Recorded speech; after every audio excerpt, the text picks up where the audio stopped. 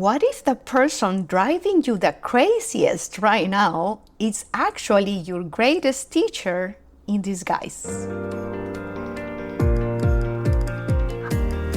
Welcome to Midlife Butterfly, for the high-achieving woman in midlife who has spent years showing up for everyone except herself. This podcast is where emotional exhaustion meets nervous system healing and where people-pleasing gives way to self-remembrance. I am Kenna's You Identity and Embodiment Guide because I know you are doing the inner work.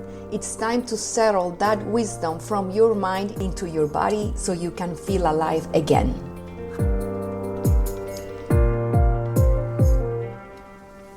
In this episode, you will discover why the relationships you call toxic might actually be self-abandonment wearing a really convincing disguise. Why it's your nervous system and not bad luck that keeps attracting the same pattern in a different body. And how to reclaim yourself, not by fixing anyone, but by finally listening to what your body has been trying to tell you. By now you have decades of practice, right? Becoming fluent in everyone else's needs before your own. The patterns that used to feel like love, loyalty, or being the strong one are starting to cost you something you can't keep ignoring. Your energy, your health, the sense of who you even are underneath it all. And that's not coincidence. It's not you finally waking up. It's your nervous system refusing to keep abandoning you the way you've been abandoning yourself. I used to believe in toxic relationships, and I don't anymore. This episode is not about labeling people toxic. It's about seeing where self-abandonment has been disguised as loyalty, love, or just how she is, And this is what I believe instead. The first thing is, we are here to heal ourselves and our lineage. Since you are a high-achieving woman, I know you're also doing the work, and this might resonate with you because you know that when you heal your lineage. What happened is that even when you have this awareness, you gotta understand that a lot of what reads as family loyalty is actually early self-abandonment training. Because you learn as a kid to override your own signals in order to keep the peace, stay loved, stay safe, etc. And that override didn't stay in childhood. It actually stood in your nervous system. And it keeps bringing it up into every relationship since then. At our bringing, family, parents, uncles, they were the first people that we follow, right? That we see them interact, that we saw their patterns and the wounds, even though they might be very, very subtle. But those family wounds, a lot of them, we inherit them. And of course, not by choice. So if you have the patterns of being controlling or needing to be right or loving in a way that doesn't quite make sense to us, all those behaviors, they came from somewhere. And I think it's important to understand,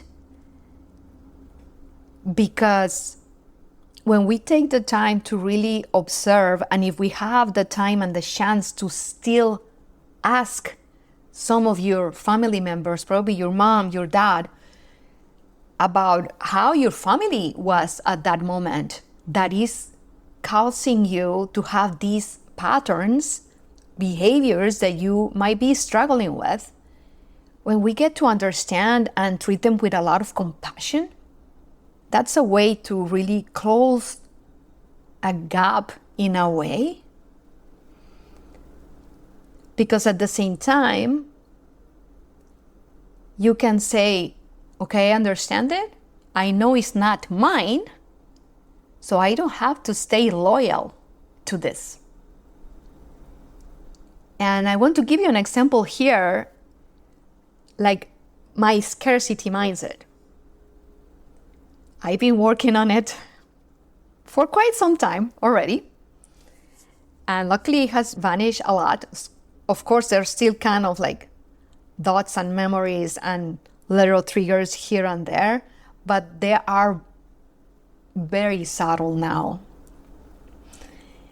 And I couldn't understand really from where my scarcity mindset was coming from.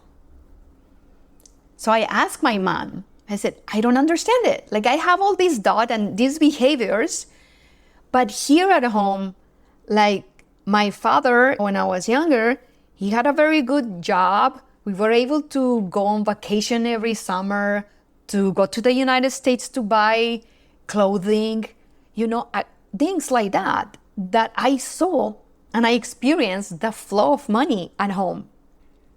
And it was very hard for me to understand, like, why?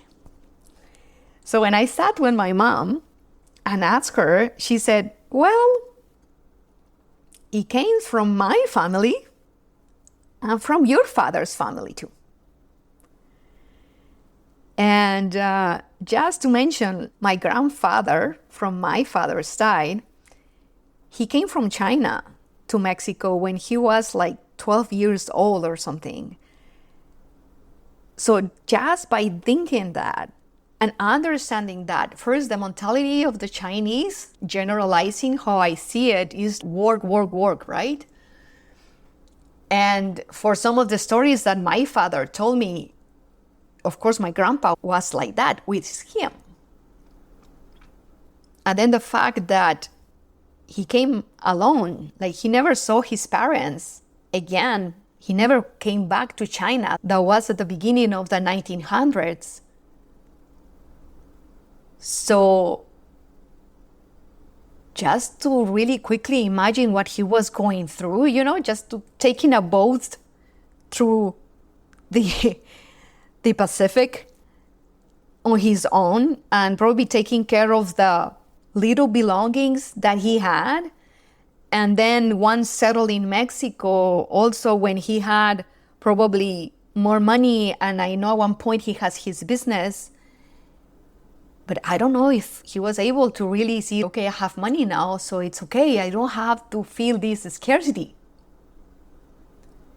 Just by understanding that, a lot of stuff shifted in me. And the cool part is that when you heal yourself, you heal your lineage, either you want it or not.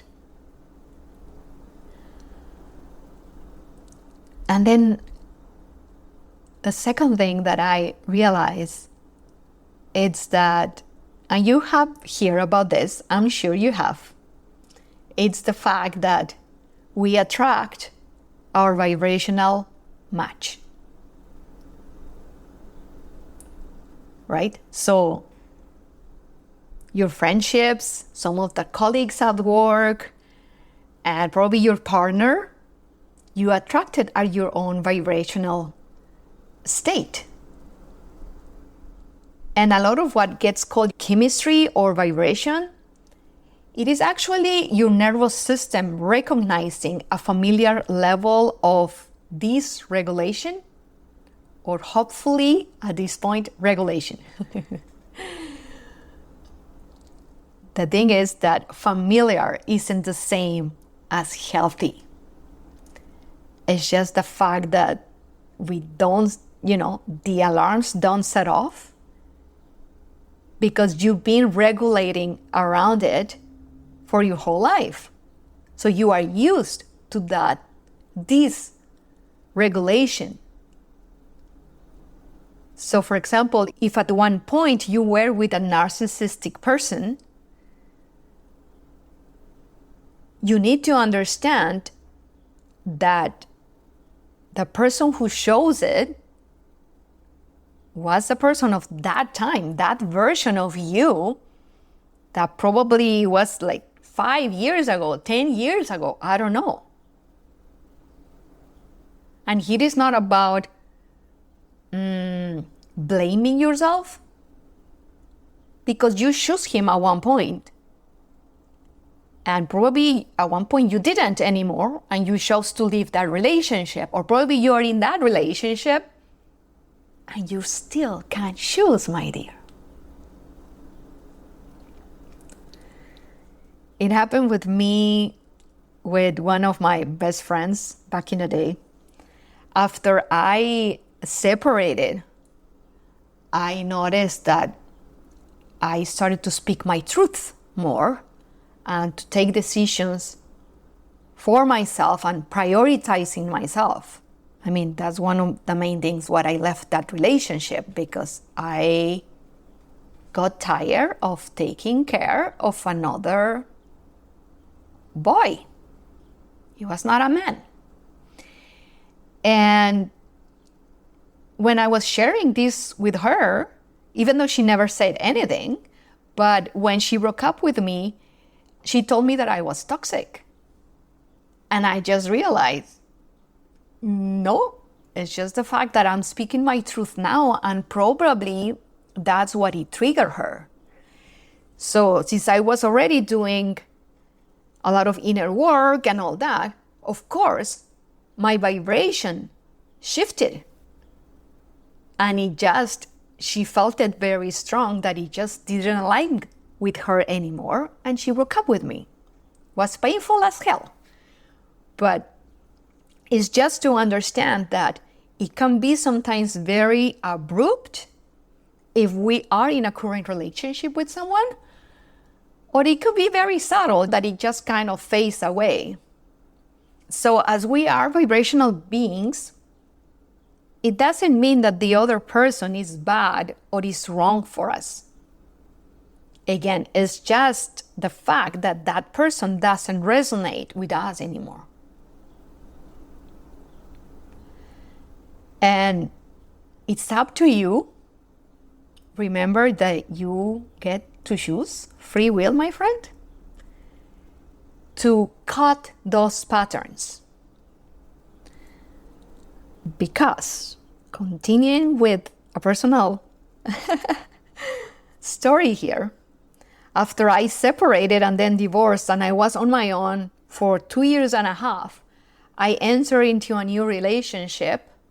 We were together only for 6 months, because that was time enough for me to notice that this person needed a mom. And I was like, I just finished a relationship of 10 years of being a mom, and fucking done being a mom to anyone. So I just finished that relationship as fast as I could. It's up to us. We get to choose. And that's, again, I attracted someone similar, but I said, this is it, and I cut it off. If you've spent years being everyone's steady one, the fixer, the strong one, the mom, probably like me, the one who overfunctions so things don't fall apart, that's not just a relationship pattern. You need to understand that's self-abandonment, just with another title. And it's playing in that relationship. So it's up to you to cut it off, to really do the work, to change your vibration from within, from the core, by shifting your habits of thought and habits of action as well. Another thing that we have to consider is that we attract people to find clarity and people to learn from. Because as you might have already experienced, some relationships are short chapters. There are guides for a specific season, and not everyone is here to stay. And every relationship, as joyful or painful that it could be, I really consider them a teacher. And I hope you can do this too. Because yes, of course, relationships, they might hurt if we put a lot of energy and time and effort on them. But once they finished, it's about questioning, what can I learn from this? Instead of, why is this happening to me? Because it's not happening to you, it's happening for you. If you ask the question of, to me, you are playing the victim and you are putting the power to that other person instead of you taking responsibility. So you're having the focus outward. So when you turn around that question and say, why is this happening for me? Or what can I learn from this? You're really coming to you, to your truth. So asking the better question is literally an act to returning to yourself. Coming back to that narcissistic relationship that you might have. So again, it's not about them. What about if what they are just showing you is that you have to prioritize yourself? So you can give from a full cup instead of an empty one. Because at this time in my life, I just don't believe in failure anymore. It's either I win or I learn. And usually it is a latter. That's it. And I think when we reframe and when we take that responsibility for that relationship and we own it and we say, okay, this happened and I'm okay with it, even though at one point it hurt or it's still hurting, but I'm gonna be okay. We can shift and we can heal in such a beautiful way. Because I remember the passing away of my father was so abrupt. It was just so fast that when I accepted it with all the pain in my heart, and when I saw all that people at the mass showing all that love to him and to us, having that amount of gratitude is just so beautiful, because it can really transform. It doesn't matter what kind of relationship is when you turn it into gratitude. It doesn't matter if that relationship was for a few weeks or months or years or decades. Because the thing is, as women in midlife, I know there's a lot of women divorcing after being decades in a marriage. And then they feel empty, they feel lost. And it's because they put too much of their power on others. And they gotta remember, or you gotta remember, in case you are there, that the closest relationship you will ever have is the one with yourself. And you were there before this person, and you are there after. So please take care of yourself. And please stop self-abandoning yourself. Because you are worthy, you are valuable, you are loving, and you are being loved.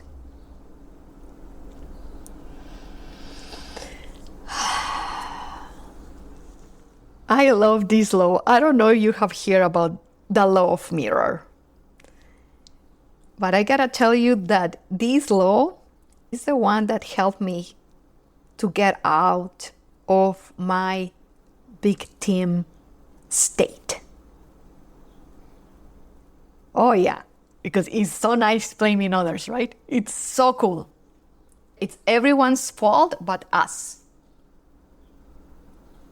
Again, relationships are all the time about you, about yourself, and you only, because everything is a reflection of us. And once you understand it and actually practice it, it can really become your superpower. So if you haven't heard about the law of mirror, it's literally what the other person is reflecting to you.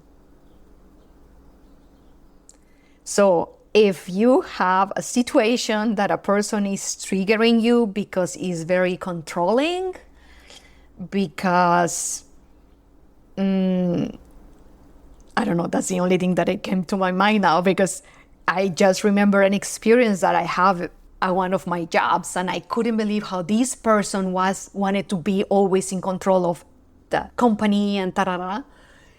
And once I realized he was just mirroring how I wanted to be such a controlling bitch in the relationship with my husband, and having control of, of the finances and how the house needed to work and all those things. And once I truly saw that reflection of me in the mirror, it was hard, because of course that identity of me, of the controller, the one that I can, again, if we come back to the nervous system, that was a vibration that I was emitting at all times. So it started shifting then little by little and little by little. It takes some time, and I can still say that I'm a control freak in recovery. So really use this law, because then you will realize who that, between quotes, that toxic person really is. That's really the invitation underneath everything we talk about today. It's not about fixing the other person, not about fixing yourself either, and not to even just to heal the pattern, but to come back into your own body, your own truth, your own aliveness.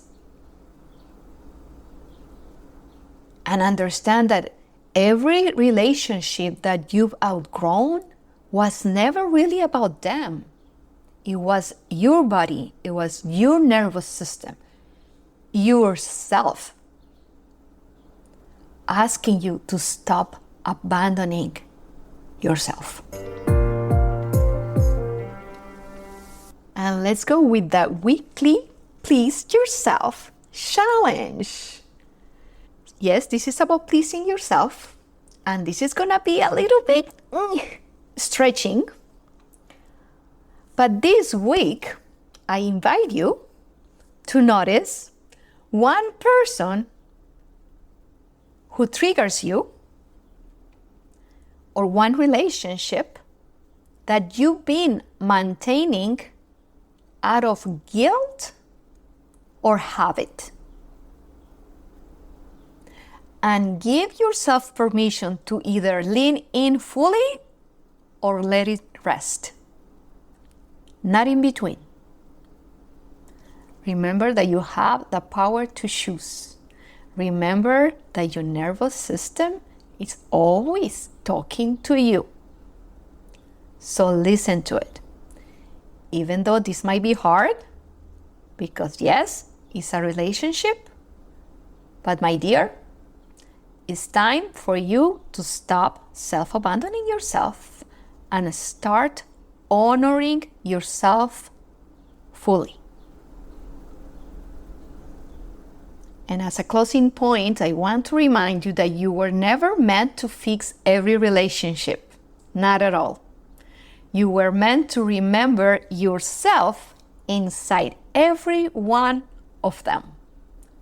Remember that relationships are your biggest teachers.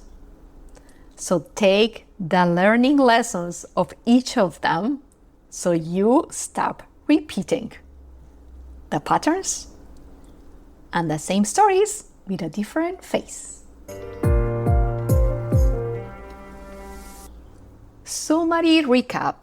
In this episode, you learn why the relationships you call toxic might actually be self-abandonment wearing a really convincing disguise.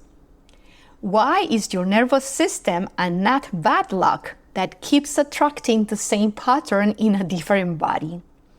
And how to reclaim yourself, not by fixing anyone, but by finally listening to what your body has been trying to tell you. And if you are done abandoning yourself for relationships that no longer reflect who you are becoming, I have something for you. I created Coming Home for the woman who has done everything right and it still feels something is missing. If that's you, this is free, it's private, and it actually includes a practice about setting healthy boundaries. The link is in the show notes. Sign up for it. And Coming Home question. If every relationship in your life right now is a mirror, what is it reflecting back to you that you haven't been willing to see? As usual, sending you lots of love. Take care.